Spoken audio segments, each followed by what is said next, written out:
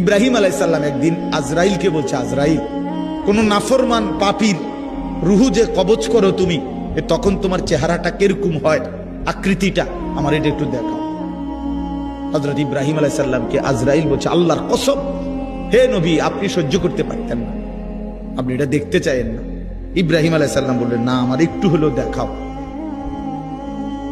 তো আজরাইল এই বিভৎস আকৃতি, মানে নাফরমানের জান কবজ করার সময় উনার যে চেহারার আকৃতি হয়, এই চেহারাটা ধরে ইব্রাহিম আলাইহিস সালামকে দেখাইলেন।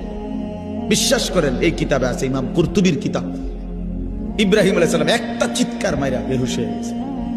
হুঁশ আসার পরে ইব্রাহিম আলাইহিস সালাম বললেন, আল্লাহর কসম, আয় আল্লাহ, মালিক আপনার কসম, কবরের আযাব, জাহান্নামের আযাব কোন নাফরমানের জন্য কিছুই লাগবে না, শুধু আজরাইলের এই ভয়ানক দৃশ্য জান কবজের সময় একবার দেখলেই তার সারা জিন্দেগীর নাফরমানির শাস্তির জন্য এটাই যথেষ্ট।